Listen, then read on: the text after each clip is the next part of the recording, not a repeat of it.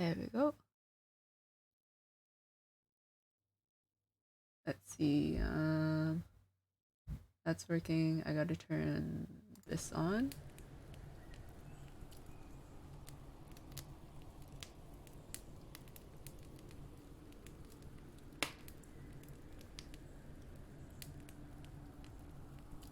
Okay.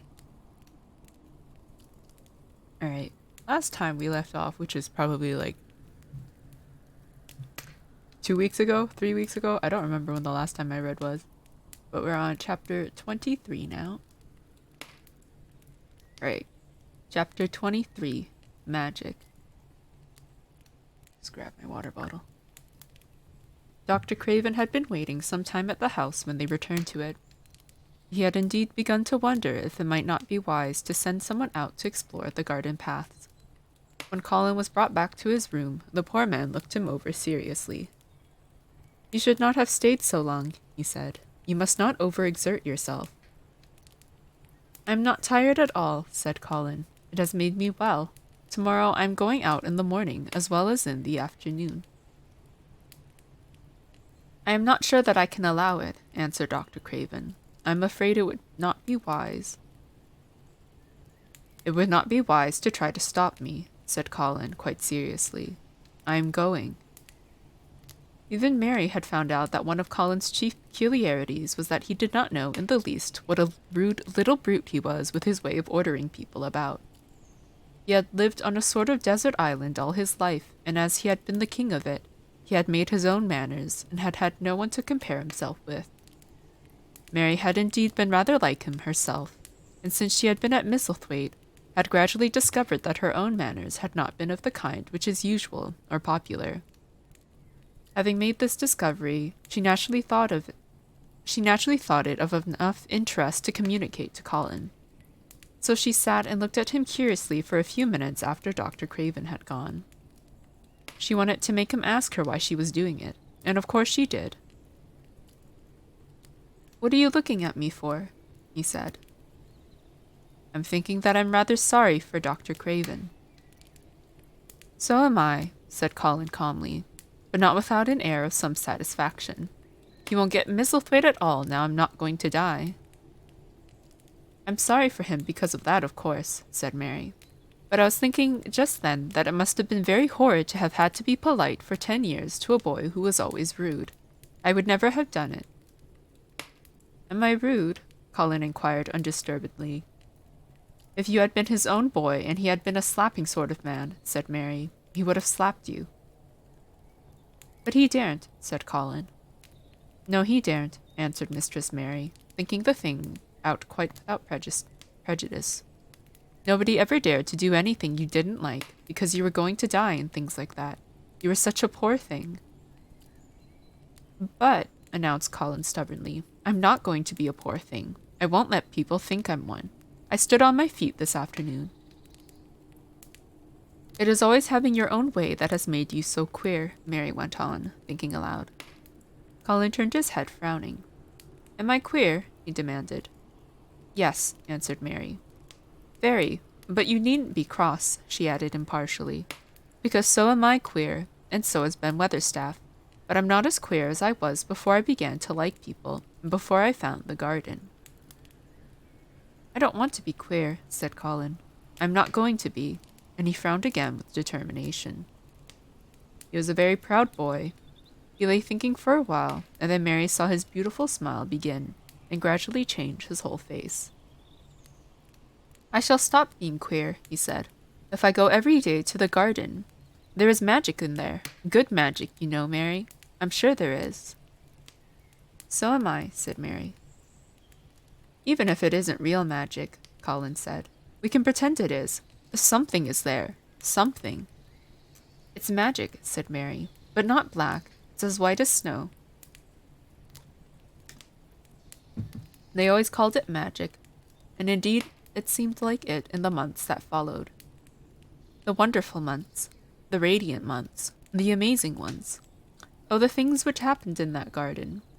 If you have never had a garden, you cannot understand, and if you have had a garden, you will know what it would take. You will know that it would take a whole book to describe all that came to pass there. At first it seemed that green things would never cease pushing their way through the earth, in the grass, in the beds, even in the crevice of the walls. Then the green things began to show buds, and the buds began to unfurl and show color.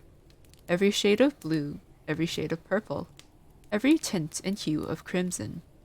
In its happy days, flowers had been tucked away into every inch and hole and corner. Ben Weatherstaff had seen it done and had himself scraped out mortar from between the bricks of the wall and made pockets of earth for lovely, clinging things to grow on. Iris and white lilies rose out of the grass in sheaves, and the green alcoves filled themselves with amazing armies of the blue and white flower lances of tall delphiniums or columbines or campanulas. She was main fond of them, she was, Ben Weatherstaff said. She liked them things as was always pointing up to the blue sky, she used to tell. Not as she was one of them as looked down on the earth, not her. She just loved it, but she said as the blue sky always looked so joyful. The seeds Dickon and Mary had planted grew as if fairies had tended them. Satiny poppies of all tints danced in the breeze by the score, gaily defying flowers which had lived in the garden for years, and which, it might be confessed, seemed rather to wonder how such new people had got there. And the roses, rising out of the grass, tangled round the sundial, wreathing the tree trunks and hanging from their branches, climbing up the walls and spreading over them with long garlands falling in cascades. They came alive, day by day, hour by hour, bare fresh leaves and buds, tiny at first, but swelling, and working magic until they burst and uncurled into cups of scent delicately spilling themselves over their brims and filling the garden air. Colin saw it all, watching each change as it took place. Every morning he was brought out, and every hour of each day when it didn't rain, he spent in the garden. Even gray days pleased him. He would lie on the grass, watching things growing, he said. If you watched long enough, he declared, you could see buds unsheath themselves. Also, you could make the acquaintance of strange, busy insect things running about on various unknown but evidently serious errands, sometimes carrying tiny scraps of straw, or feather, or food, or climbing blades of grass as if they were trees from whose tops one could look out to explore the country. A mole throwing up its mound at the end of its burrow and making its way out at last with the long nailed paws, which looked so like elfish hands, had absorbed him one whole morning. Ants' ways, beetles' ways, bees' ways, frogs' ways, birds' ways, plants' ways, gave him a whole new world to explore. And when Dickon revealed them all and added foxes' ways, otters' ways, ferrets' ways, squirrels' ways, and trouts and water rats and badgers' ways, there was no end to the things to talk about and think over. And this was not the half of the magic. The fact that he had really once stood on his feet had set Colin thinking tremendously. And when Mary told him of the spell she had worked, he was excited and approved of it greatly. He talked of it constantly. Of course there must be lots of magic in the world, he said wisely one day, but people don't know what it is like or how to make it. Perhaps the beginning is just to say nice things are going to happen until you make them happen. I'm going to try and experiment. The next morning, when they went to the secret garden, he sent at once for Ben Weatherstaff. Ben came out as quickly as he could and found the Rajah standing on his feet under a tree and looking very grand, but also very beautifully smiling. Good morning, Ben Weatherstaff, he said. I want you and Dickon and Miss Mary to stand in a row and listen to me, because I'm going to tell you something very important. Aye, aye, sir, answered Ben Weatherstaff, touching his forehead. One of the long concealed charms of Ben Weatherstaff was that in his boyhood he had once run away to sea and had made voyages, so he could reply like a sailor. I'm going to try a scientific experiment, explained the Rajah. When I grow up, I'm going to make great scientific discoveries, and I'm going to begin now with this experiment. Aye, aye, sir, said Ben Weatherstaff promptly, though this was the first time he had heard of great scientific discoveries. It was the first time Mary had heard of them either, but even at this stage she had begun to realize that, queer as he was, Colin had read about a great many singular things, and was somehow a very convincing sort of boy. When he held up his head and fixed his strange eyes on you, it seemed as if you believed him almost in spite of yourself, though he was only 10 years old, going on 11. At this moment, he was especially convincing because he suddenly felt the fascination of actually making a sort of speech like a grown-up person. The great scientific discoveries I'm going to make, he went on, will be about magic. Magic is a great thing, and scarcely anyone knows anything about it, except a few people in old books, and Mary a little, because she was born in India where there are fakers. I believe Dickon knows about magic, but perhaps he doesn't know he knows it. He charms animals and people. I would never have let him come to see me if he had not been an animal charmer. Which is a boy charmer too, because a boy is an animal. I'm sure there is magic in everything, only we have not sense enough to get hold of it and make it do things for us, like electricity and horses and steam. This sounded so imposing that Ben Weatherstaff became quite excited and really could not keep still. Aye, aye, sir, he said, and began to stand up quite straight. When Mary found this garden, it looked quite dead, the orator proceeded. Then something began pushing things up out of the soil and making things out of nothing. One day, things weren't there, and another, they were. I had never watched things before, and it made me feel very curious. Scientific people are always curious, and I'm going to be scientific. I keep saying to myself, what is it? What is it? It's something, can't be nothing. I don't know its name, so I call it magic. I've never seen the sun rise, but Mary and Dickon have, and from what they tell me, I'm sure that is magic too. Something pushes it up and draws it. Sometimes, since I've been in the garden, I've looked up through the trees at the sky, and I've had a strange feeling of being happy, as if something were pushing and drawing in my chest and making me breathe fast. Magic is always pushing and drawing and making things out of nothing. Everything is made out of magic. Leaves and trees, flowers and birds, badgers and foxes, and squirrels and people. So it must be all around us in this garden, in all the places. The magic in this garden has made me stand up and know I am going to live to be a man. I'm going to make the scientific experiment of trying to get some and put it in myself, and make it push and draw me and make me strong. I don't know how to do it, but I think that if you keep thinking about it and calling it, perhaps it will come. Perhaps that is the first baby way to get it. When I was going to try to stand that first time, Mary kept saying to herself, as fast as she could, you can do it. You can do it. And I did. I had to try myself at the same time, of course, but her magic helped me. And so did Dickens.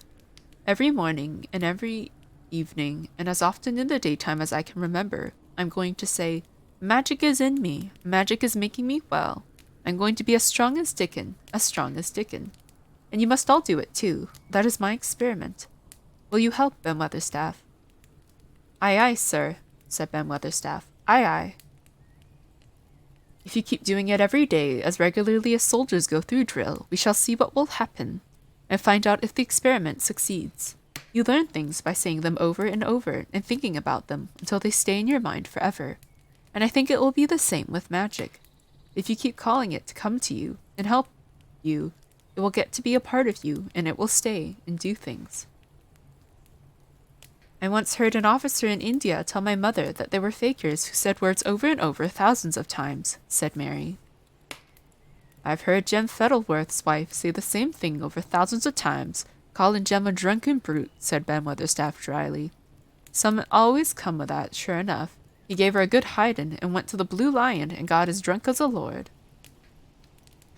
Colin drew his brows together and thought a few minutes. Then he cheered up. Well, he said, you see, something did come of it. She used the wrong magic until she made him beat her. If she'd used the right magic and had said something nice, perhaps he wouldn't have got as drunk as a lord, and perhaps he might have bought her a new bonnet. Ben Weatherstaff chuckled, and there was shrewd admiration in his little old eyes. Thou'rt a clever lad as well as a straight-legged one, Master Colin, he said. Next time I see Bess Fettleworth, I'll give her a bit of hint what magic will do for her. She'd be rare and pleased if the scientific experiment worked, and so would Jem. Dickon had stood listening to the lecture, his round eyes shining with curious delight. Nut and Shell were on his shoulders, and he held a long-eared white rabbit in his arm, and stroked it softly while it laid its ears along its back and enjoyed itself. Do you think the experiment will work? Colin asked him, wondering what he was thinking. He so often wondered what Dickon was thinking when he saw him looking at him, or at one of his creatures, with his happy wide smile. He smiled now, and his smile was wider than usual. Aye, he answered. That I do. It'll work same as the seeds do when the sun shines on 'em. It'll work for sure. Shall us begin it now? Colin was delighted, and so was Mary. Fired by recollections of fakirs and devotees and illustrations, Colin suggested that they should all sit cross-legged under the tree which made a canopy. It will be like sitting in a sort of temple, said Colin. I'm rather tired and I want to sit down. Eh? Said Dickon. Thou mustn't begin by saying thou'rt tired. Thou might spoil the magic. Colin turned and looked at him, into his innocent round eyes. That's true, he said slowly. I must only think of the magic. It all seemed most majestic and mysterious when they sat down in their circle. Ben Weatherstaff felt as if he had somehow been led into appearing at a prayer meeting. Ordinarily, he was very fixed in being what he called aged prayer meetings, but this being the Rajah's affair, he did not resent it, and was indeed inclined to be gratified at being called upon to assist. Mistress Mary felt solemnly enraptured. Dickon held his rabbit in his arm, and perhaps he made some charmer's signal no one heard, for when he sat down cross-legged like the rest, the crow, the fox, the squirrels, and the lamb slowly drew near and made part of the circle, settling each into a place of rest as if of their own desire. The creatures have come, said Colin gravely. They want to help us. Colin really looked quite beautiful, Mary thought.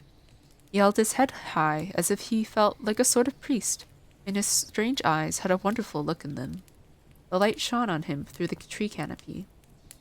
Now we will begin, he said. Shall we sway backward and forward, Mary, as if we were dervishes?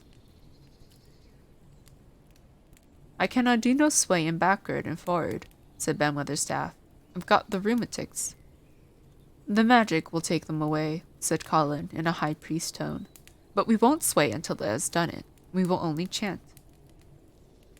I cannot do no chantin', said Ben Weatherstaff a trifle testily. They turned me out of the church choir the only time I ever tried it. No one smiled. They were all too much in earnest. Colin's face was not even crossed by a shadow. He was thinking only of the magic. Then I will chant, he said, and he began, looking like a strange boy spirit. The sun is shining, the sun is shining. That is the magic. The flowers are growing, the roots are stirring. That is the magic. Being alive is the magic. Being strong is the magic. The magic is in me. The magic is in me. It is in me. It is in me. It's in every one of us. It's in Ben Weatherstaff's back. Magic. Magic. Come and help. He said it a great many times. Not 1,000 times, but quite a goodly number. Mary listened entranced.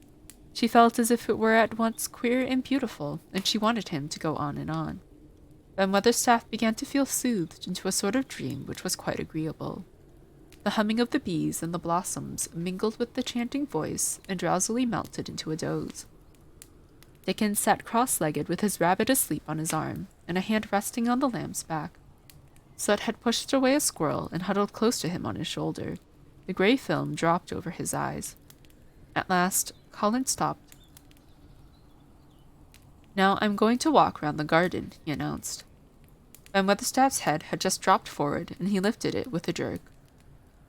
You have been asleep, said Colin.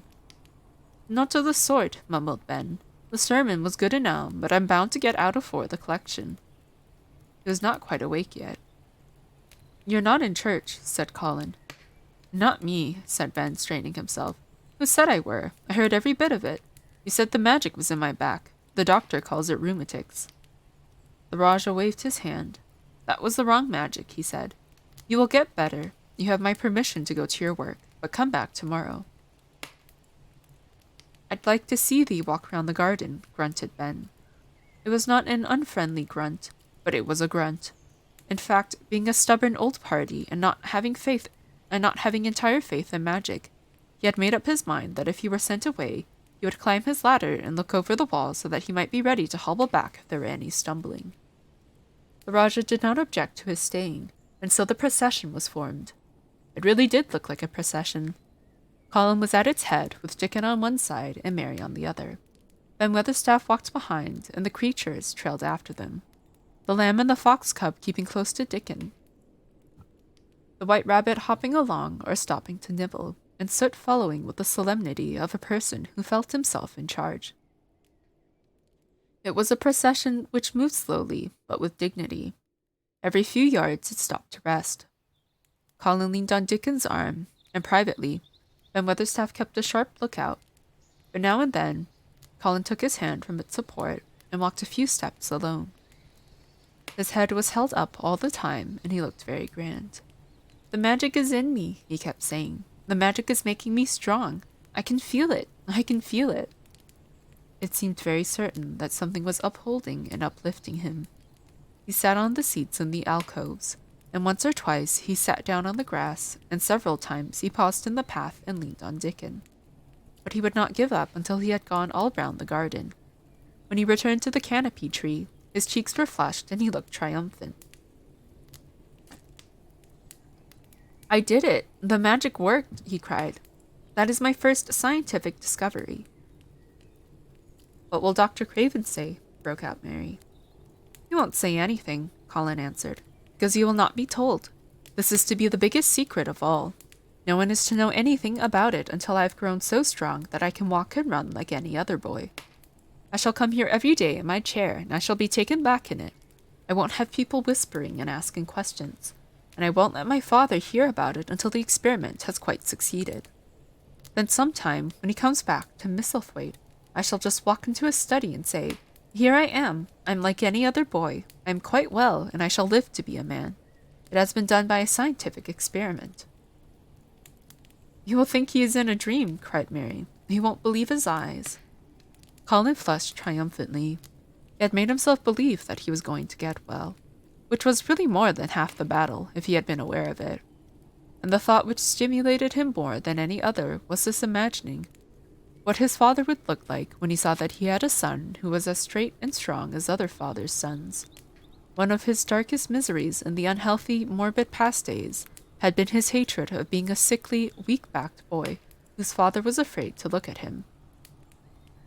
"He'll be obliged to believe them," he said. "One of the things I'm going to do after the magic works, and before I begin to make scientific discoveries, is to be an athlete." "We shall have thee taken to boxing in a week or so," said Ben Weatherstaff. "I'll end with winning the belt and being champion prize fighter of all England." Colin fixed his eyes on him sternly. "Weatherstaff," he said, "that is disrespectful. You must not take liberties because you are in the secret. However much the magic works, I shall not be a prize fighter. I shall be a scientific discoverer." Ax pardon, sir," answered Ben, touching his forehead in salute. "I ought to have seed it wasn't a joking matter." But his eyes twinkled, and secretly he was immensely pleased. He really did not mind being snubbed, since the snubbing meant that the lad was gaining strength and spirit.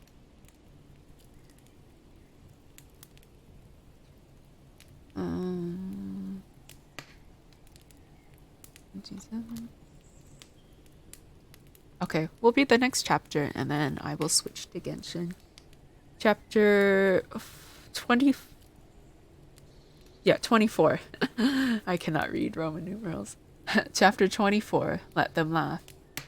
The secret garden was not the only one Dickon worked in. Round the cottage on the moor, there was a piece of ground enclosed by a low wall of rough stones. Early in the morning and late in the fading twilight, and on all the days Colin and Mary did not see him. Hi, Annie. Dickon worked there, planting or tending potatoes and cabbages, turnips and carrots and herbs for his mother. In the company of his creatures, he did wonders there, and was never tired of doing them. It seemed, while he dug or weeded, he whistled or sang bits of Yorkshire moor songs, or talked to Soot or Captain, or the brothers and sisters he had taught to help him. "We'd never get on as comfortable as we do," Mrs. Sowerby said, "if it wasn't for Dickon's garden. Anything'll grow for him. His taters and cabbages is twice the size of anyone else's, and they've got a flavour with them as nobody's has." When she found a moment to spare, she liked to go out and talk to him. After supper, there was still a long, clear twilight to work in, and that was her quiet time. She could sit upon the low, rough wall and look on and hear stories of the day. She loved this time. There were not only vegetables in this garden. Dickon had bought penny packages of flower seeds now and sown bright, sweet-scented things among gooseberry bushes and even cabbages, and he grew borders of mignonette and pinks and pansies, and things whose seeds he could save year after year, or whose roots would bloom. Oh my God, I can't English. Or whose roots would bloom each spring and spread in time into fine clumps. The low wall was one of the prettiest things in Yorkshire, because he had tucked moorland foxglove and ferns and rock cress and hedgerow flowers into every crevice, until only here and there glimpses of the stone were to be seen. All a chap's got to do to make him thrive, mother, he would say, is to be friends with him, for sure. They're just like the creatures. If they're thirsty, give 'em a drink, and if they're hungry, give 'em a bit of food. They want to live same as we do. If they died, I should feel as if I'd been a bad lad and somehow treated them heartless. It was in these twilight hours that Mrs. Sowerby heard of all that happened in Misselthwaite Manor. At first, she was only told that Mr. Colin had taken a fancy to going out into the grounds with Miss Mary, and that it was doing him good. But it was not long before it was agreed between the two children that Dickon's mother might come into the secret. Somehow it was not doubted that she was safe for sure. So one beautiful, still evening, Dickon told the whole story, with all the thrilling details of the buried key and the robin, and the grey haze which had seemed like deadness, and the secret Mistress Mary had planned never to reveal, the coming of Dickon and how it had been told to him, the doubt of Mr. Colin, and the final drama of his introduction to the hidden domain, combined with the incident of Ben Weatherstaff's angry face peering over the wall, and Mr. Colin's sudden indignant strength, made Mrs. Sowerby's nice-looking face quite change colour several times. "My word," she said. "It was a good thing that little lass came to the manor. It's been the making of her and the saving of him, standing on his feet, and us all thinking he was a poor half-witted lad with not a straight bone in him." She asked a great many questions, and her blue eyes were full of deep thinking. "What do they make of it at the manor? Him being so well and cheerful and never complaining?" she inquired. "They don't know what to make of it," answered Dickon. "Every day as comes round, his face looks different. It's filling out and doesn't look so sharp, and the waxy colour is going, but he has to do his bit of complaining," with a highly entertained grin. "What for, in mercy's name?" asked Mrs. Sowerby. Dickon chuckled. "He does it to keep them from guessing what's happened. If the doctor knew he'd found out he could stand on his feet, he'd likely write and tell Mr. Craven. Mr. Colin's saving the secret to tell himself. He's going to practice his magic on his legs every day till his father comes back, and then he's going to march into his room and show him he's as straight as other lads. But him and Miss Mary thinks it's best plan to do a bit of groaning and fretting now and then to throw folk off the scent." Mrs. Sowerby was laughing, a low, comfortable laugh, long before he had finished his last sentence. "Eh?" she said. "That pair's enjoying theirselves, I'll warrant. They'll get a good bit of play-acting out of it, and there's nothing children likes as much as play-acting. Let's hear what they do, Dickon lad." And Dickon stopped weeding and sat up on his heels to tell her. His eyes were twinkling with fun. "Mr. Colin is carried down to his chair every time he goes out," he explained. "And he flies out at John the footman for not carrying him careful enough. He makes himself as helpless-looking as he can, and never lifts his head until we're out of sight of the house. And he grunts and frets a good bit when he's been settled into his chair. Him and Miss Mary's both got to enjoying it, and when he groans and complains, she'll say, 'Poor Colin, does it hurt you so much? Are you so weak as that, poor Colin?' But the trouble is that sometimes they can scarce keep from bursting out laughing. When we get safe into the garden, they laugh till they've no breath left to laugh with. They have to stuff their faces into Mr. Colin's cushions to keep the gardeners from hearing, if any of 'em's about." "The more they laugh, the better for 'em," said Mrs. Sowerby, still laughing herself. "Good healthy child laughing's better than pills any day of the year. That pair'll plump up for sure." "They are plumping up," said Dickon. "They're that hungry they don't know how to get enough to eat without making talk. Mr. Colin says if he keeps sending for more food, they won't believe he's an invalid at all. Miss Mary says she'll let him eat her share, but he says that if she goes hungry, she'll get thin, and they mun both get fat at once." Mrs. Sowerby laughed so heartily at the revelation of this difficulty that she quite rocked backward and forward in her blue cloak. And Dickon laughed with her. "I'll tell thee what, lad," Mrs. Sowerby said when she could speak. "I've thought of a way to help him. When thou goes to him in the mornings, thou shalt take a pail of good new milk, and I'll bake him a crusty cottage loaf, or some buns with currants in 'em, same as you children like. Nothing so good as fresh milk and bread. Then they could take off the edge of their hunger when they were in their garden, and the fine food they get indoors would polish off the corners." "Mother," said Dickon admiringly, "what a wonder thou art. Thou always sees a way out of things. They was quite in a pother yesterday. They didn't see how they was to manage without ordering up more food. They felt that empty inside. They're two young'uns growing fast, and health's coming back to both of them. Children like that feels like young wolves, and food's flesh and blood to 'em," she said, Mrs. Sowerby. Then she smiled Dickon's own curving smile. "But they're enjoying themselves for sure," she said. She was quite right. The comfortable, wonderful mother creature, and she had never been more so than when she said their play-acting would be their joy. Colin and Mary found it one of their most thrilling sources of entertainment. The idea of protecting themselves from suspicion had been unconsciously suggested to them first by the puzzled nurse and then by Dr. Craven himself. "Your appetite is improving very much, Master Colin," the nurse said one day. "You used to eat nothing, and so many things disagreed with you." "Nothing disagrees with me now," replied Colin. And then seeing the nurse looking at him curiously, he suddenly remembered that perhaps he ought not to appear too well just yet. "At least, things don't so often disagree with me. It's the fresh air." "Perhaps it is," said the nurse, still looking at him with a mystified expression. "But I must talk to Dr. Craven about it." "How she stared at you," said Mary when she went away, as if she thought there must be something to find out. "I won't have her finding out things," said Colin. "No one must begin to find out yet." When Dr. Craven came that morning, he seemed puzzled also. He asked a number of questions, to Colin's great annoyance. "You stay out in the garden a great deal," he suggested. "Where do you go?" Colin put on his favorite air of dignified indifference to opinion. "I will not let anyone know where I go," he answered. "I go to a place I like. Everyone has orders to keep out of the way, and won't be watched and stared at. You know that." "You seem to be out all day, but I do not think it has done you any harm. I do not think so. The nurse says that you eat much more than you have ever done before." "Perhaps," said Colin, prompted by a sudden inspiration, "perhaps it is an unusual appetite." "I do not think so, as your food seems to agree with you," said Dr. Craven. "You are gaining flesh rapidly, and your color is better." Perhaps I'm bloated and feverish," said Colin, assuming a discouraging air of gloom. "People who are not going to live are often different." Dr. Craven shook his head. He was holding Colin's wrist and pushed up his sleeve and felt his arm. "You are not feverish," he said thoughtfully, "and such flesh as you have gained is healthy. If we can keep this up, my boy, we need not talk of dying. Your father will be happy to hear of this remarkable improvement." "I won't have him told," Colin broke forth fiercely. "It will only disappoint him if I get worse again. And I may get worse this very night. I might have a raging fever. I feel as if I might be beginning to have one now.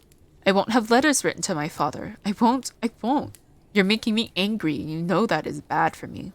I feel hot already. I hate being written about and being talked over as much as I hate being stared at." "Hush, my boy," Dr. Craven soothed him.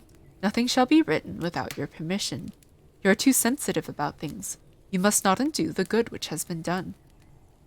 He said no more about writing to Mr. Craven, and when he saw the nurse, he privately warned her that such a possibility must not be mentioned to the patient. "The boy is extraordinarily better," he said. "His advance seems almost abnormal. But of course he is doing now of his own free will what we could not make him do before. Still, he excites himself very easily, and nothing must be said to irritate him." Mary and Colin were much alarmed and talked together anxiously. From this time dated their plan of play-acting. "I may be obliged to have a tantrum," said Colin regretfully.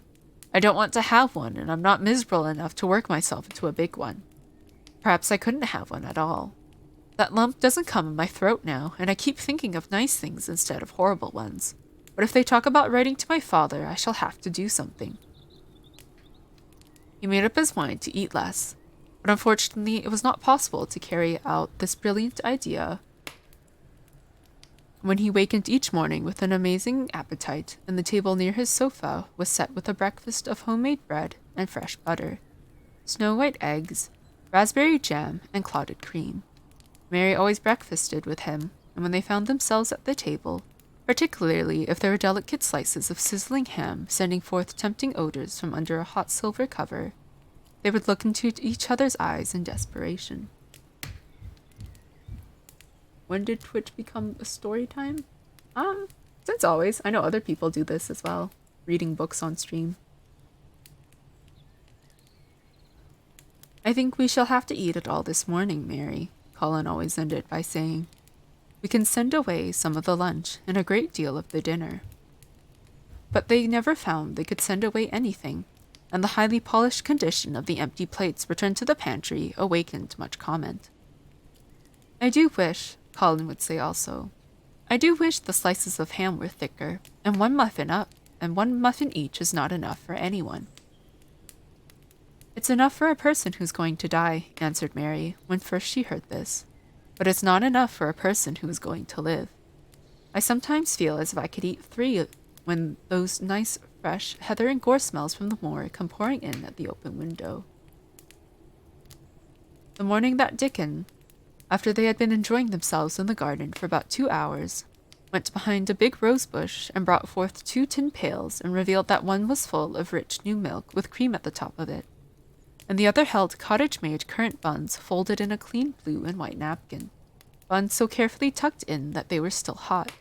There was a riot of surprised joyfulness. What a wonderful thing for Mrs. Sowerby to think of. What a kind, clever woman she must be. How good the buns were, and what delicious fresh milk. You haven't read books for a long time? Me either.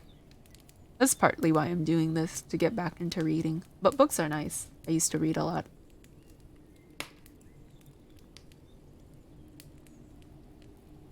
Magic is in her just as it is in Dickon, said Colin.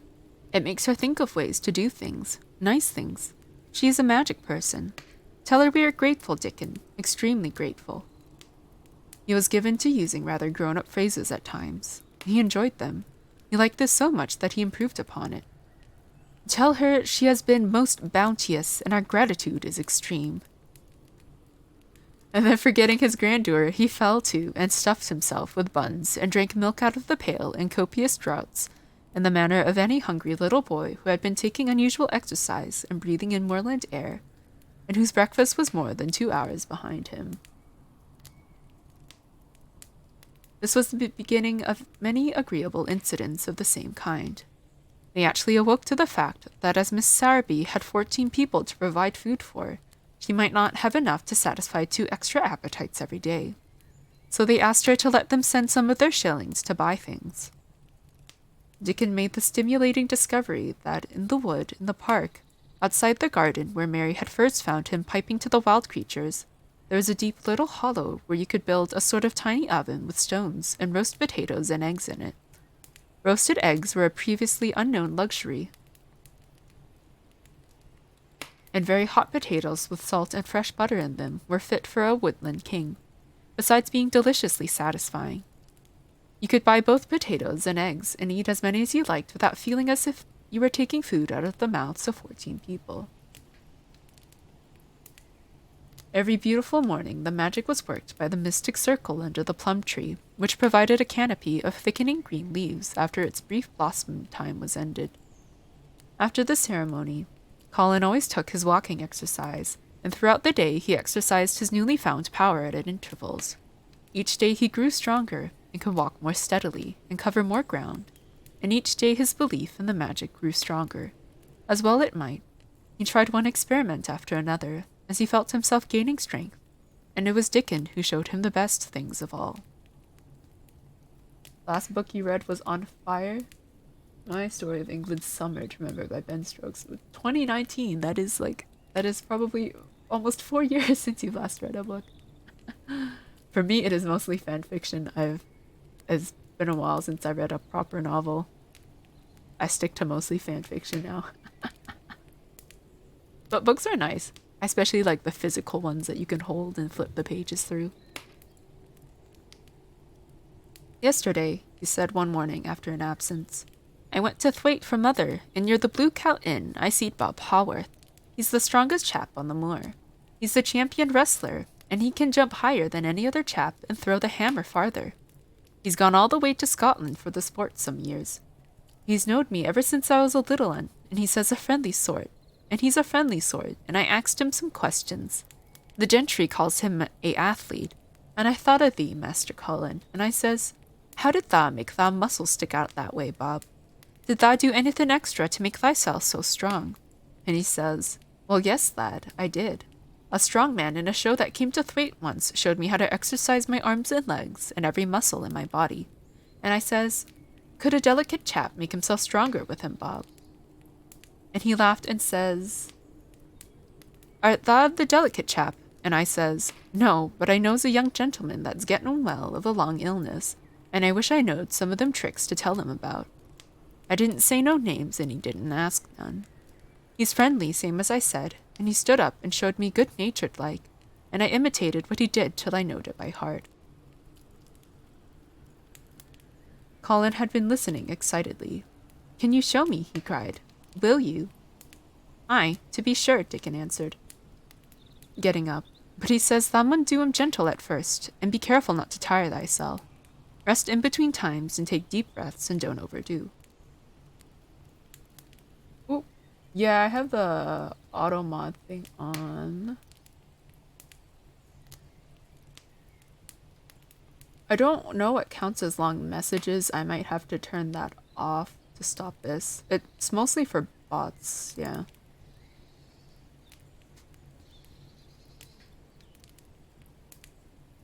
I'll be careful, said Colin. Show me, Dickon. You're the most magic boy in the world. Although that's the auto mod. Is Streamlabs? I might have to go to the website to turn off Streamlabs. Let me just do that quickly. 3 lines. Yeah, I don't know what counts as a long message. Okay, let's go to Cloudbot.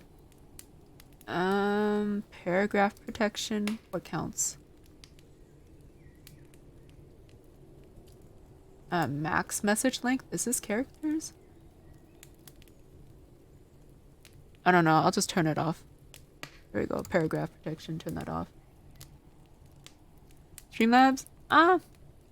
Honestly, auto mods are just difficult in general. I think the only thing worth turning on really is like links, if you don't want links in your chat. Otherwise, everything else is kind of like eh. Because a lot of people use symbols, emotes, and capitals. So now I basically turned everything off except link protection. Alright, where was I? Dickon stood up on the grass and slowly went through a carefully practical but simple series of muscle exercises. Colin watched them with widening eyes. He could do a few while he was sitting down. Presently, he did a few gently while he stood upon his already steadied feet. Mary began to do them also. Soot, who was watching the performance, became much disturbed and left his branch, and hopped about restlessly because he could not do them too. From that time, the exercises were part of the day's duties as much as the magic was. It became possible for both Colin and Mary to do more of them each time they tried.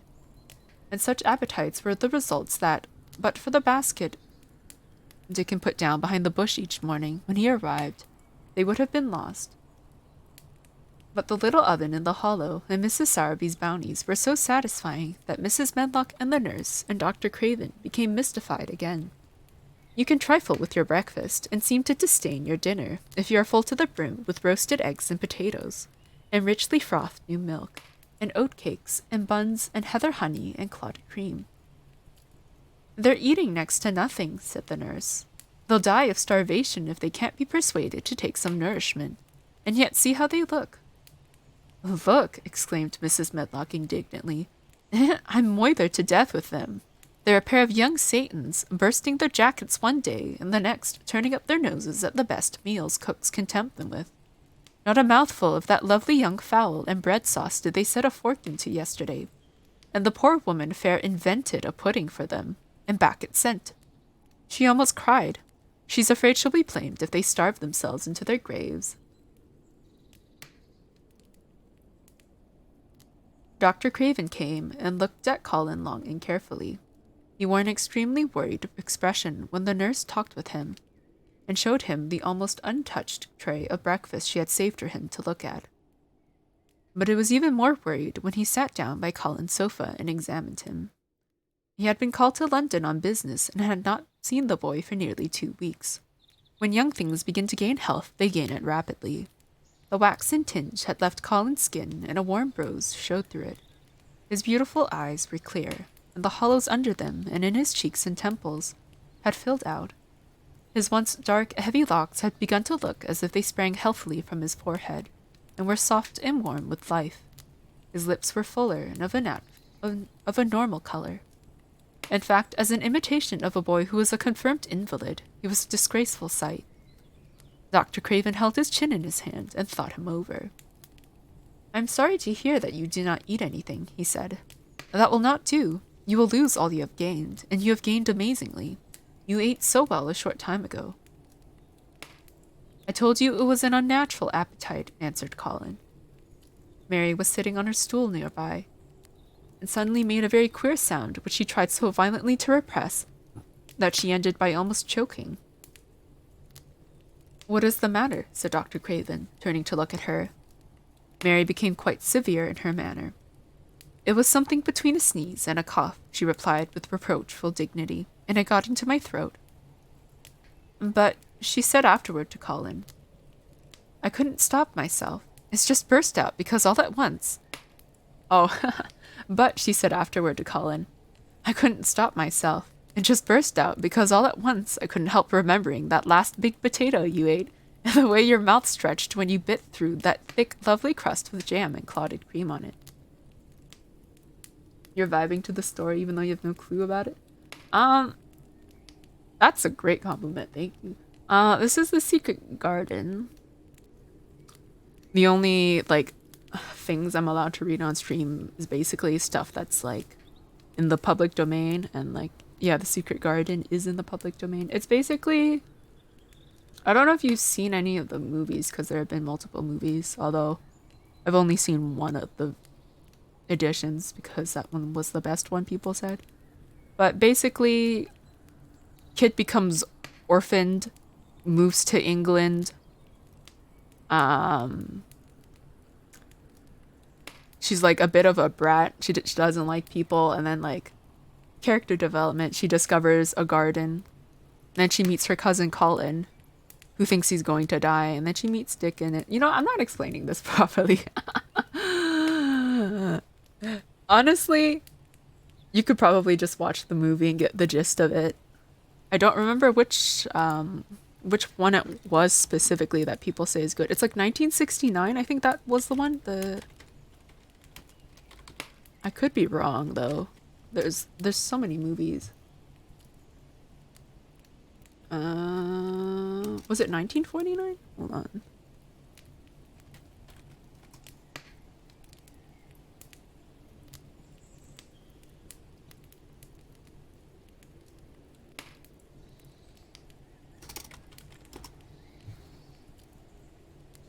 Or was it 1993?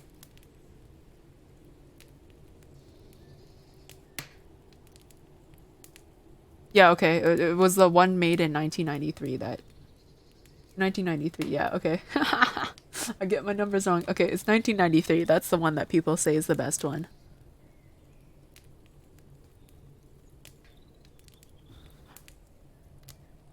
But yeah, if you ever want to get a gist of the story and you don't want to read the full book, then the movie's pretty good. The 1993 one.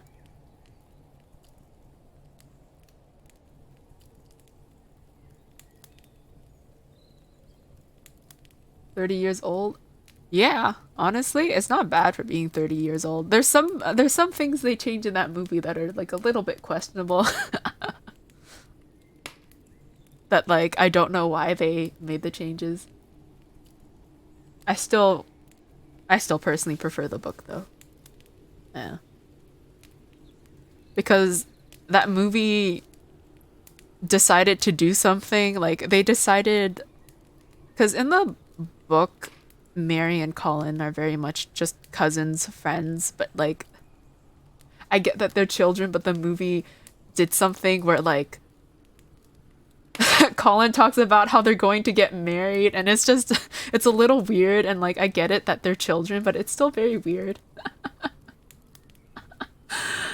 And the voodoo dance, yeah, there's a scene in the movie where they do some sort of magic ritual that is not at all in the book. uh, all right, where was I in this book? In your practice exam, you got 12 out of 60 for English. English is hard, I'm not gonna lie.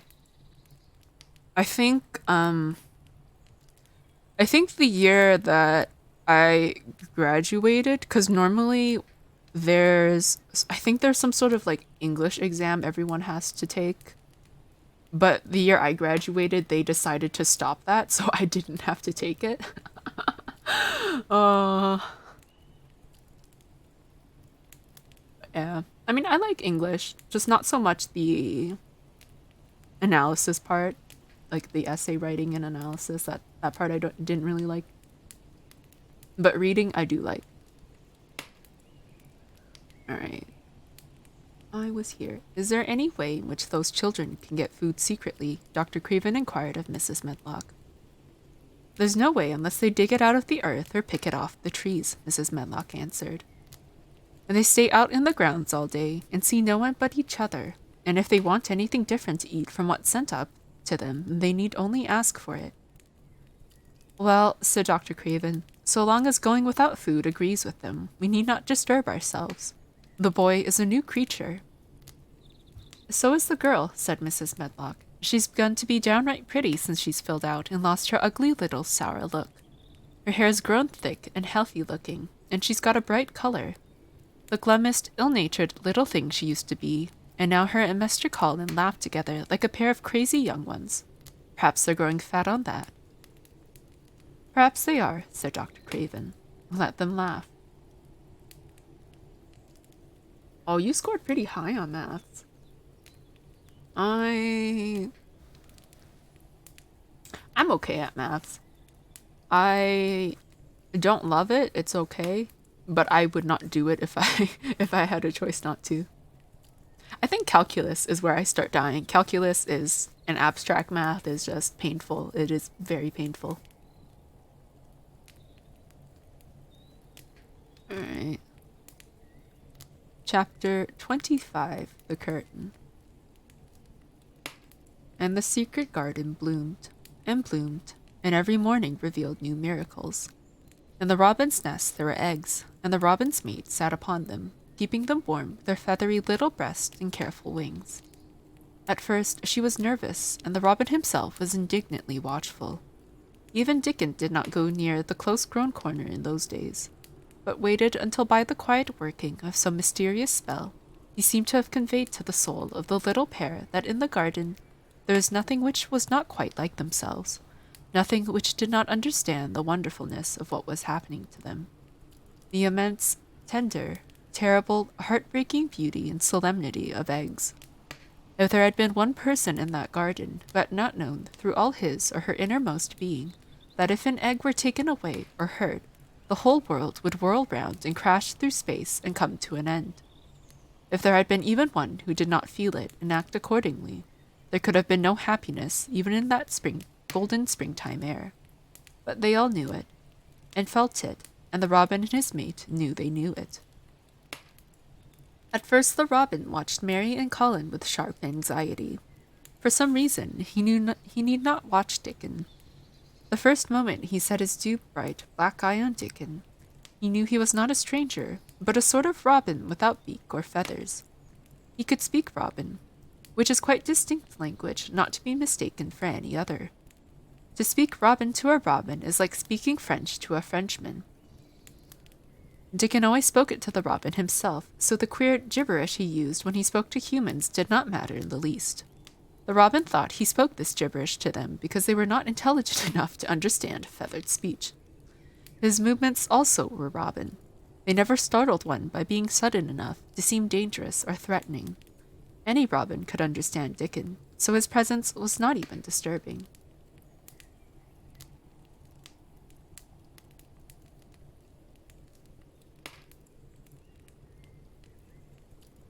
Dang, calculus? I don't know. Calculus is still hard to me. Well, calculus, I guess up to like a certain point, calculus is like difficult for me.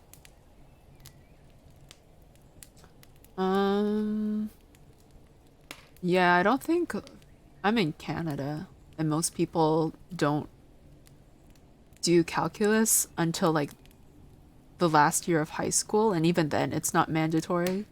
So people either do that their last year of high school or in like university or college.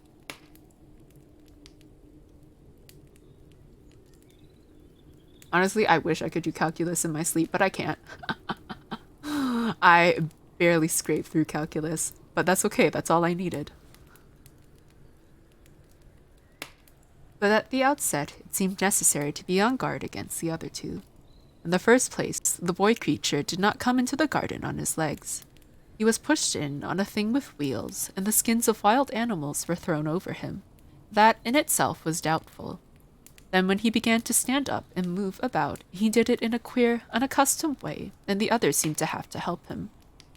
The robin used to secrete himself in a bush, and watch this anxiously, his head tilted first to one side and then on the other. He thought that the slow movements might mean that he was preparing to pounce as cats do. When cats are preparing to pounce, they creep over the ground very slowly. The robin talked this over with his mate a great deal for a few days, but after that, he decided not to speak of the subject, because her terror was so great that he was afraid it might be injurious to the eggs. Calculus puts you to sleep. Calculus just makes me cry, man. When the boy began to walk by himself, and even to move more quickly, it was an immense relief. But for a long time, or it seemed a long time to the robin, he was a source of some anxiety. He did not act as the other humans did. He seemed very fond of walking, but he had a way of sitting or lying down for a while, and then getting up in a disconcerting manner to begin again. One day the robin remembered that when he himself had been made to learn to fly by his parents, he had done much the same sort of thing. He had taken short flights of a few yards and then had been obliged to rest. So it occurred to him that this boy was learning to fly, or rather to walk. He mentioned this to his mate, and when he told her that the eggs would probably conduct themselves in the same way after they were fledged, she was quite comforted, and even became eagerly interested and derived great pleasure from watching the boy over the edge of her nest, though she always thought that the eggs would be much cleverer and learn more quickly. But then she said indulgently that humans were always more clumsy and slow than eggs, and most of them never seemed really to learn to fly at all. You never met them in the air or on treetops. After a while, the boy began to move about as the others did, but all three of the children at times did unusual things. They would stand under the trees and move their arms and legs and heads about in a way which was neither walking, nor running, nor sitting down. They went through these movements at intervals every day, and the robin was never able to explain to his mate what they were doing or trying to do. He could only say that he was sure that the eggs would never flap about in such a manner. But as the boy who could speak robin so fluently was doing the thing with them, birds could be quite sure that the actions were not of a dangerous nature. Of course, neither the robin nor his mate had ever heard of the champion wrestler Bob Haworth, and his exercises for making the muscles stand out like lumps. Robins are not like human beings. Their muscles are always exercised from the first, and so they develop themselves in a natural manner. If you have to fly about to find every meal you eat, your muscles do not become atrophied. Atrophied means wasted away through want of use. When the boy was walking and running about and digging and weeding like the others, the nest in the corner was brooded over by a great peace and content. Fears for the eggs became things of the past. Knowing that your eggs were as safe as if they were locked in a bank vault, and the fact that you could watch so many curious things going on made setting a most entertaining occupation. On wet days, the egg's mother sometimes felt even a little dull because the children did not come into the garden. But even on wet days, it could not be said that Mary and Colin were dull. One morning when the rain streamed down unceasingly, and Colin was beginning to feel a little restive, as he was obliged to remain on his sofa because it was not safe to get up and walk about, Mary had an inspiration. "Now that I'm a real boy," Colin had said, "my legs and arms and all my body are so full of magic that I can't keep them still. They want to be doing things all the time. Do you know that when I waken in the morning, Mary, when it's quite early and the birds are just shouting outside, and everything seems just shouting for joy, even the trees and things we can't really hear, I feel as if I must jump out of bed and shout myself. And if I did it, just think what would happen." Mary giggled inordinately. "The nurse would come running, and Mrs. Medlock would come running, and they would be sure you had gone crazy, and they'd send for the doctor," she said. Colin giggled himself. He could see how they would all look, how horrified by his outbreak, and how amazed to see him standing upright. "I wish my father would come home," he said. "I want to tell him myself. I'm always thinking about it. But we couldn't go on like this much longer. I can't stand lying still and pretending. And besides, I look too different. I wish it wasn't raining today." You have to pass English or you're doomed. I mean, I can't remember, for me, if, like, I guess you do have to pass to graduate, but, I know for some, universities here, you have to, like, that English exam, you do have to pass and get, like, a certain... No, you know what? I think even in high school, when people take those English exams, it's like it was supposed to be worth like a certain percentage of your overall English grade. And so if you didn't do well on the exam, you could technically fail English and not graduate. Yeah.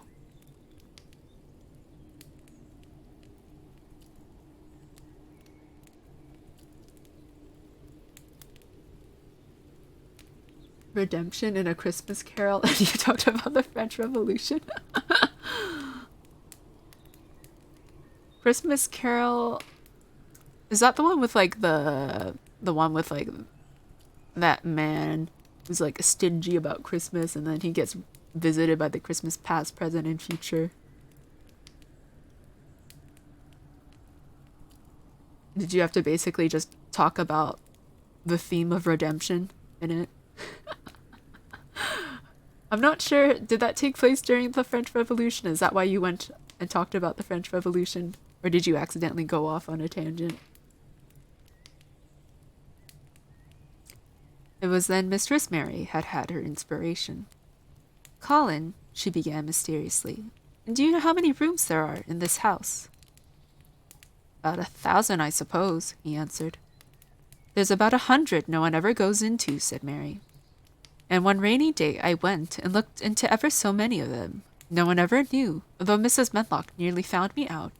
I lost my way when I was coming back, and I stopped at the end of your corridor.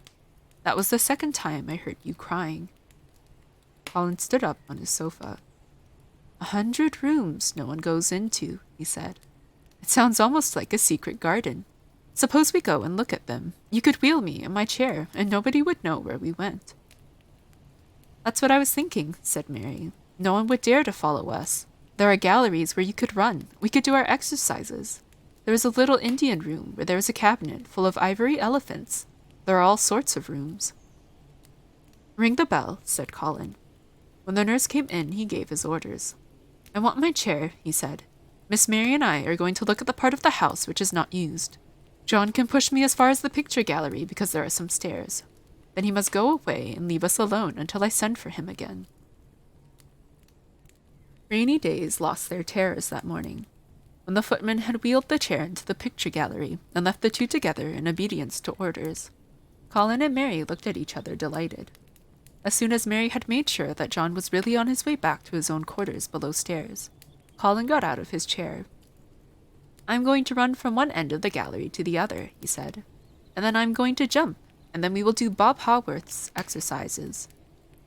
And they did all these things and many others. They looked at the portraits and found the plain little girl dressed in green brocade and holding the parrot on her finger. All these, said Colin, must be my relations. They lived a long time ago, and that parrot one, I believe, is one of my great-great-great-great-aunts. She looks rather like you, Mary. Not as you look now, but as you looked when you came here. Now you are a great deal fatter and better looking. So are you, said Mary, and they both laughed. They went to the Indian room and amused themselves with the ivory elephants. They found the rose-colored brocade boudoir and the hole in the cushion the mouse had left, but the mice had grown up and run away, and the hole was empty. They saw more rooms and made more discoveries than Mary had made on her first pilgrimage. They found new corridors and corners and flights of steps and new old pictures they liked, and weird old things they did not know the use of. It was a curiously entertaining morning, and the feeling of wandering about in the same house with each other, but at the same time feeling as if one were miles away from them, was a fascinating thing. I'm glad we came, Colin said. I never knew I lived in such a big, queer old place. I like it. We will ramble about every rainy day. We shall always be finding new queer corners and things. That morning they had found, among other things, such good appetites that when they returned to Colin's room, it was not possible to send the luncheon away untouched. When the nurse carried the tray downstairs, she slapped it down on the kitchen dresser so that Mrs. Loomis, the cook, could see the highly polished dishes and plates. "Oh, look at that," she said. "This is a house of mystery, and those two children are the greatest mysteries in it." "If they keep that up every day," said the strong young footman John, there'd be small wonder that he weighs twice as much today as he did a month ago. I should have to give up my place in time for fear of doing my muscles an injury.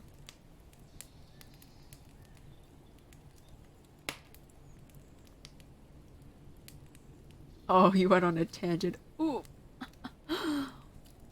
Dickens wrote A Christmas Carol to warn the upper class not to exploit the working class, or there'll be a French Revolution in Britain. Oh.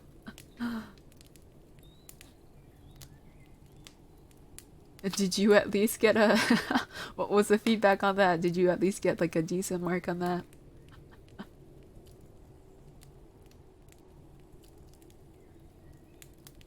I remember that I used to like... My problem is like I never knew what to talk about, so I would like constantly be repeating myself, and so like all my feedback would have these like strike throughs because I've already said something and now I'm just repeating it, and yeah.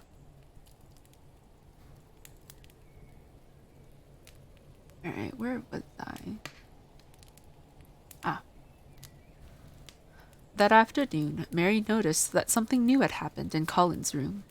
She had noticed it the day before, but had said nothing because she thought the change might have been made by chance. She said nothing today, but she sat and looked fixedly at the picture over the mantel. She could look at it because the curtain had been drawn aside. That was the change she noticed. "I know what you want me to tell you," said Colin, after she had stared a few minutes. "I always know when you want me to tell you something. You're wondering why the curtain is drawn back. I'm going to keep it like that." "Why?" asked Mary. "Because it doesn't make me angry anymore to see her laughing. I wakened when it was bright moonlight 2 nights ago, and felt as if the magic was filling the room, and making everything so splendid that I couldn't lie still. I got up and looked out of the window. The room was quite light, and there was a patch of moonlight on the curtain, and somehow that made me go and pull the cord. She looked right down at me, as if she were laughing because she was glad I was standing there. It made me like to look at her. I want to see her laughing like that all the time. I think she must have been a sort of magic person, perhaps." "You're so like her now," said Mary, "that sometimes I think perhaps you're her ghost made into a boy." That idea seemed to impress Colin. He thought it over, then answered her slowly. "If I were her ghost, my father would be fond of me," he said. "Do you want him to be fond of you?" inquired Mary. "I used to hate it because he was not fond of me. If he grew fond of me, I think I should tell him about the magic. It might make him more cheerful." 4 out of 30. Oh, Macbeth. Oh my gosh. When was the last time I read Macbeth? That was like, it's been years. I used to be able to like randomly quote Macbeth. There used to be like a random list of Macbeth quotes in my brain because I took a literature class. Loved it. But yeah, we read Macbeth in that, and like I just had just because of one of the assignments, I used to have like a set list of Macbeth quotes I could like say off the top of my head. uh 14 marks away from a C. Well, you know what?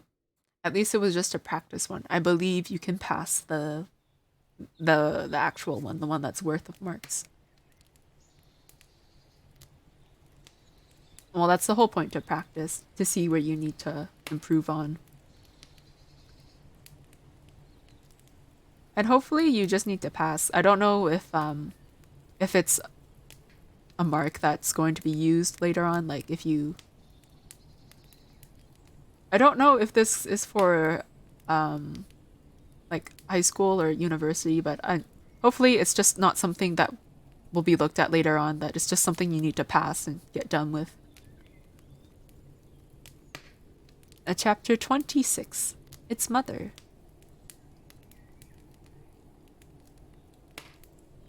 You have 8 weeks left to your actual exams and you have no hope for English. Honestly, English most of the time is just bullshitting and getting away with it.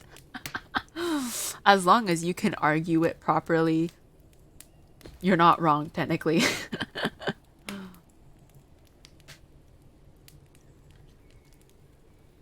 You just have to focus on whatever the question is and try to, I mean, maybe it doesn't help you, but like sometimes what I do is I just do quick outlines, like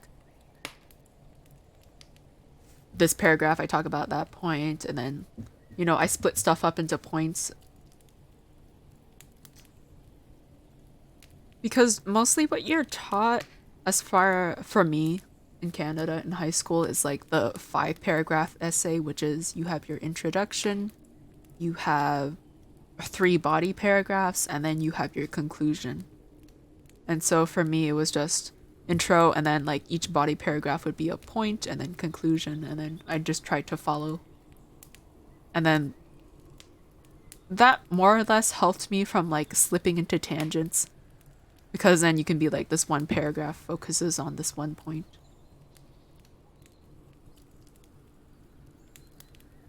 Well, I hope you pass.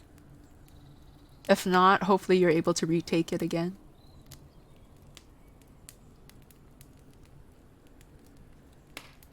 Because I know some people just skip a year before moving on to college or university.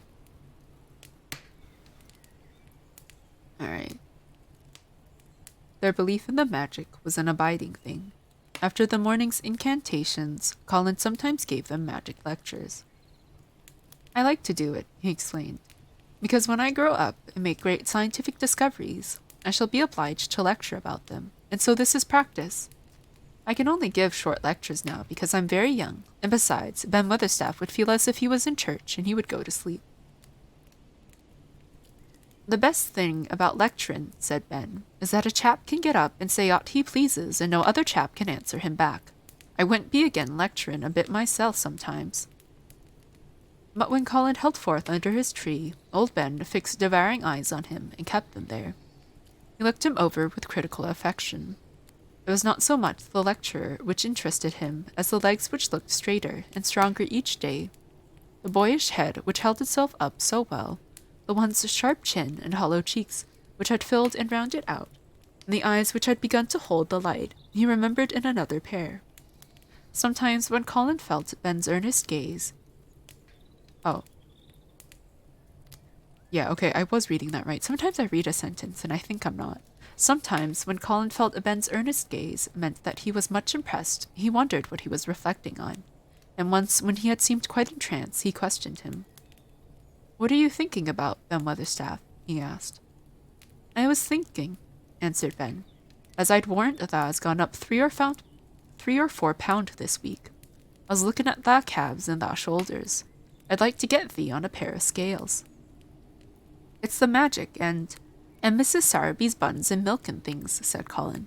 "You see, the scientific experiment has succeeded.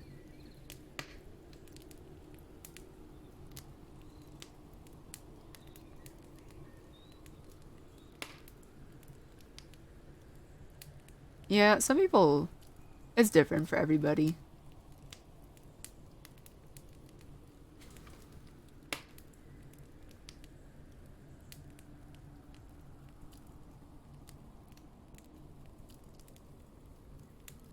Well, I'm not quite sure. Maybe is the exam just writing? Well, for English, is it just writing an essay? Because I know sometimes they have like short answer. I don't know about the UK, but I know sometimes it'll be like split into multiple parts. Like one part will be an essay, one part will be like questions and whatnot.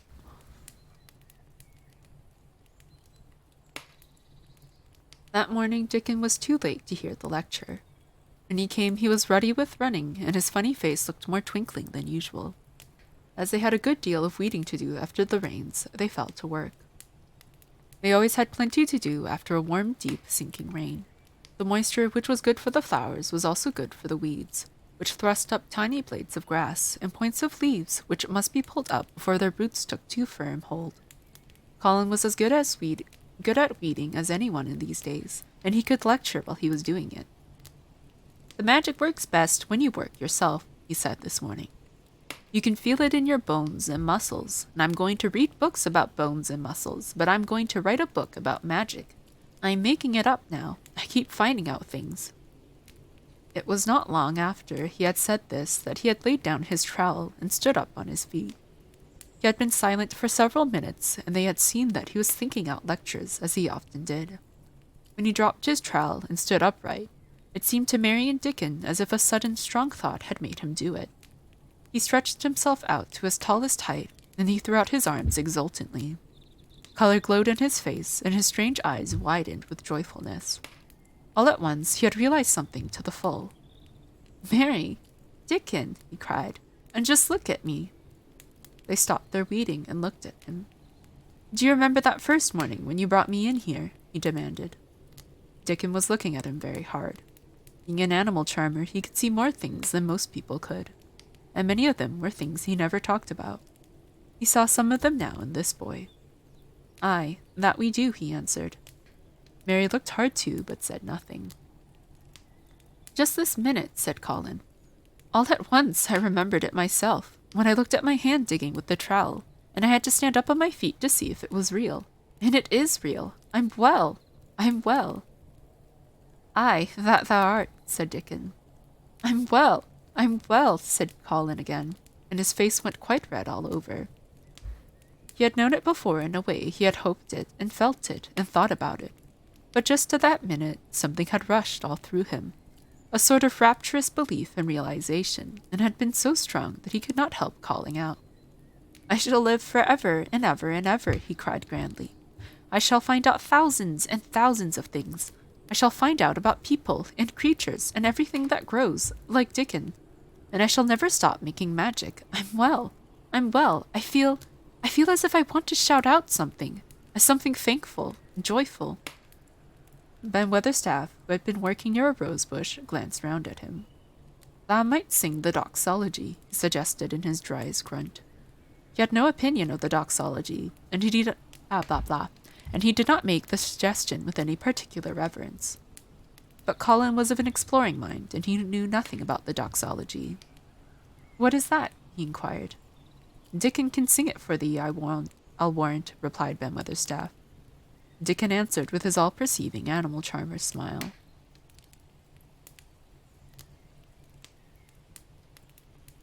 Macbeth was crazy, though.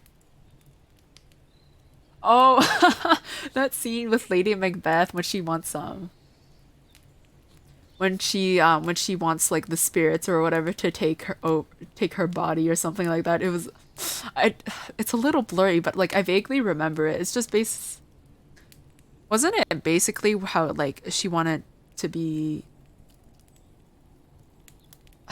It's kind of like she wanted to be not so much like a man, but like the power that a man has. Because she thinks that like Macbeth is too chicken to do all this stuff, and she's like, "I could do it. Unsex me." It's a little blurry. I haven't read Macbeth in a long time, but I do vaguely remember that one scene. It was very awkward watching it in the one movie that I watched. I don't remember which one I watched, but yeah, there was like a film version of Macbeth that I saw after reading the book for class. And that scene was that was I felt uncomfortable.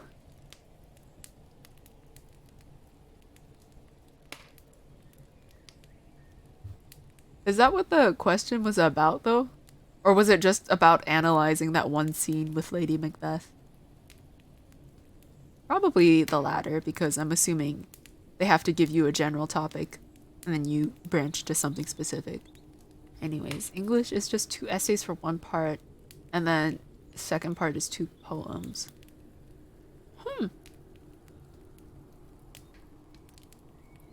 Wait, so Christmas Carol and Macbeth is what you're doing on the final exam.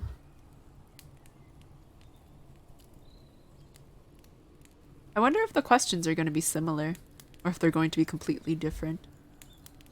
Well, I guess they would have to be completely different, otherwise it would be difficult to rewrite another essay. Macbeth? I mean, Shakespeare has always been a little hard for me to understand. But you know what? You can do what the vast majority of us have done and go to Spark Notes and read their summary analysis on all the scenes. It helps. It does help. Because honestly, Shakespeare, love the man. We share the same birthday, but I cannot understand him sometimes. It is partly a language thing and like partly because like, yeah, the speech back in the olden times was hard for me to read. But yeah, I'm pretty sure that scene was like basically, I don't know, it had something to do with like men having power and how like Macbeth is like Lady Macbeth is a woman. And there's also like that thing where like, you know, her husband is like a coward basically. Because she keeps telling him to like, I don't remember what it is, but she keeps telling him to do something, but like he keeps like chickening out or hesitating. And she's just like, are you a man or are you not kind of thing. That's what I remember. I have not read it in a long time. Alright. Where was I? Ah. They sing it in church, he said.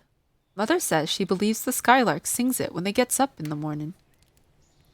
If she says that, it must be a nice song, Colin answered. I've never been in a church myself. I was always too ill. Sing it, Dickon. I want to hear it. Dickon was quite simple and unaffected about it.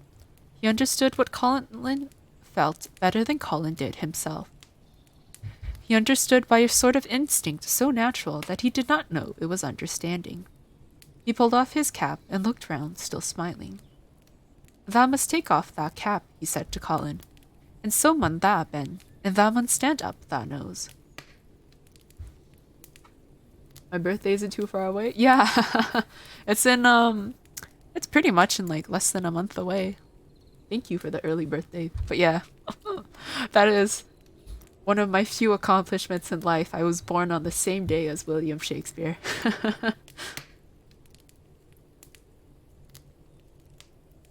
Yeah, April 23rd. That should be his birthday, April 23rd. He also died on his birthday, so here's hoping that doesn't happen to me. Colin took off his cap, and the sun shone on, and warmed his thick hair as he watched Dickon intently. Then Witherstaff scrambled up from his knees, and bared his head too, with a sort of puzzled, half-resentful look on his face, as if he didn't know exactly why he was doing this remarkable thing.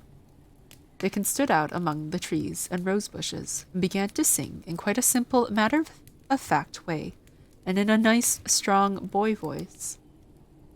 I don't know the tune of this, so I will just read it. Praise God from whom all blessings flow. Praise him, all creatures here below. Praise him above ye heavenly host. Praise Father, Son, and Holy Ghost. Amen. When ye had finished, Ben Weatherstaff was standing quite still with his jaw set obstinately, but with a disturbed look in his eyes, fixed on Colin. Colin's face was thoughtful and appreciative. "It is a very nice song," he said. "I like it. Perhaps it means just what I mean when I want to shout out that I'm thankful to the magic." He stopped and thought in a puzzled way. Perhaps they're doing the same thing. How can we know the exact names of everything? Sing it again, Dickon. Let us try, Mary. I want to sing it too. It's my song. How does it begin? Praise God from whom all blessings flow. And they sang it again, and Mary and Colin lifted their voices as musically as they could, and Dickon swelled quite loud and beautiful. And at the second line, Ben Weatherstaff raspingly cleared his throat, and at the third he joined in with such vigor that it seemed almost savage, and when the amen came to an end, Mary observed that the very same thing had happened to him, which had happened when he found out that Colin was not a cripple. His chin was twitching, and he was staring and winking, and his leathery old cheeks were wet. "I never seed no sense in the doxology afore," he said hoarsely, "but I may change my mind in time. I should say that gone up £5 this week, Mr. Colin. 5 on 'em." Colin was looking across the garden at something attracting his attention, and his expression became a startled one. "Who is coming in here?" he said quickly. "Who is it?" The door in the ivied wall had been pushed gently open, and a woman had entered. She had come in with the last line of their song, and she had stood still, listening and looking at them, with the ivy behind her, the sunlight drifting through the trees and dappling her long blue cloak, and a nice fresh face smiling across the greenery. She was rather like a softly colored illustration in one of Colin's books. She had wonderful, affectionate eyes which seemed to take everything in, all of them, even Ben Weatherstaff and the creatures. Oh, hold on.